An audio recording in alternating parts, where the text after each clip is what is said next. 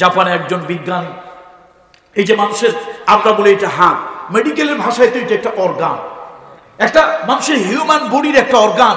এই যে পা আমরা বলতেছি পাও, এটাও মেডিকেলের ভাষায় মানুষের একটা হিউম্যান বডির একটা অর্গান। এই প্রত্যেকটা অর্গান তৈরি হয়েছে নানান ধরনের কোষ দিয়ে, কোষের ভিতরে আবার অনেক কিছু আছে।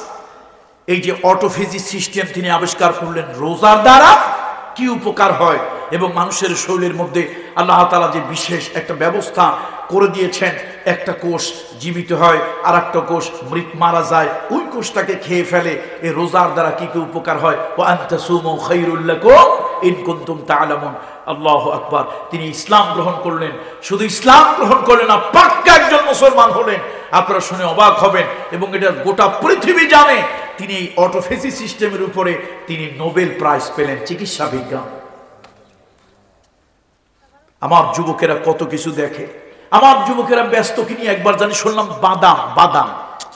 আমরা তো মোল্লা মৌলবী মুন্সি মানুষ, আমাদের বুদ্ধি আবার অত ধারালো না।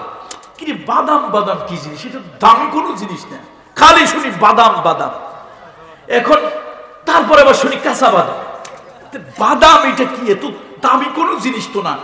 শেষে বুঝলাম, ওই সোশ্যাল মিডিয়াতে দেখলাম যে এটা একটা গান, ভারতের নাকি কে এক লোক, এক বয়স্ক লোক, তিনি নাকি গেয়েছেন কাঁচা বাদামের গান। আমি চিন্তা করলাম, পাবলিক এই পর্যায়ে চলে গেছে, দুনিয়ার এত কিছু রেখে কাঁচা বাদামের উপর পাবলিক পাগল হয়েছে।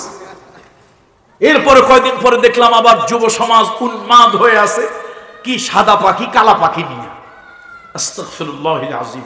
অনেকে আবার এগুলো ওয়াজের মাহফিলে গায়। আমি আলেমদের জন্য সিনেমা, টেলিভিশন এবং কোন ফাসিক ফুজ্জারের কোন উদ্ধৃতি টেনে এনে ওয়াজ মাহফিলে ডেলিভারি দেওয়া, আমি এটাকে সম্পূর্ণ অপছন্দ করি এবং এটা কোরআন হাদিসের তাকওয়ার খেলাফ মনে করি। দুর্ভাগ্য তোমাদের জন্য, তোমরা একটা গান এখন শুনলে অস্থির হয়ে যাও, 2 দিন পর আবার একটাকে শোনো, তোমাদের ভাষায় ভাইরাল হয়, অথচ কোরআন শরীফ তোমরা জানো না, পড়ো না।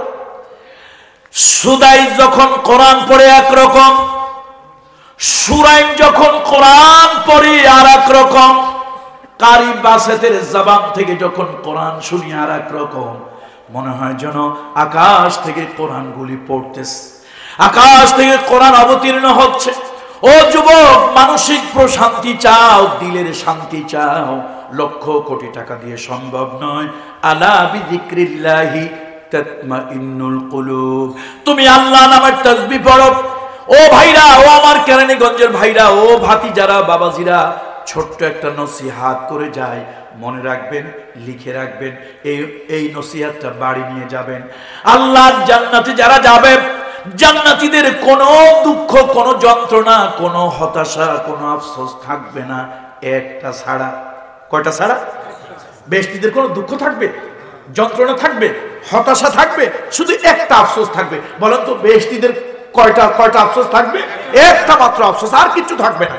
দুঃখ নাই, বেদনা নাই, কষ্ট নাই, যন্ত্রণা নাই। শুধু জান্নাতীদের কি আছে? একটা আফসোস। জান্নাতীদের ভিতরে একটা মাত্র আফসোস থাকবে তাদের মধ্যে। ওই জান্নাতি যারা হবে, জান্নাতের মধ্যে তাদের দিলের মধ্যে একটা আফসোস থাকবে।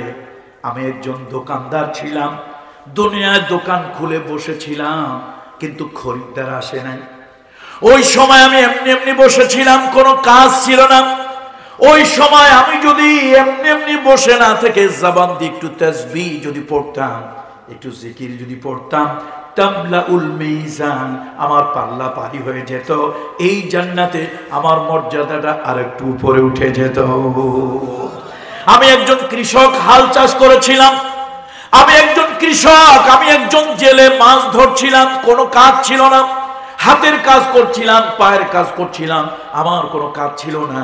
আমি মনে মনে ওই সময়টা যদি একটু তাসবিহ পড়তাম, ওই সময়টা যদি একটু জিকির করতাম, ওই সময়টা যদি আল্লাহকে ডাকতাম, তাহলে এই জান্নাতে আমার মূল্য মর্যাদা আরো বেড়ে যেত। আল্লাহু আকবার। আল্লাহ তাআলা আমাদের সকলকে আননেসেসারি টাইম কিল করা, অপ্রয়োজনীয় সময় নষ্ট করা থেকে আল্লাহ আমাদেরকে হেফাজত করুন। বলেন আল্লাহুম্মা আমিন, আল্লাহুম্মা আমিন। আল্লাহ, আমরা যারা ব্যবসা করি, আমরা যারা চাকরি করি, আমরা যারা ক্ষেত খামার করি, যে কাজেই যে সকলের ভিতরে মাশগুল আছি, আল্লাহ তাআলা আমাদের অবসর সময়টা আমরা যেন আপনার জিকিরে আমাদের জবানটা যেন ভিজিয়ে রাখতে পারি, আমরা যেন মনে মনে অন্তত আপনার তাসবিহগুলো যেন পড়ি। এই আমলটা করার তৌফিক আল্লাহ তাআলা আমাদেরকে দান করেন।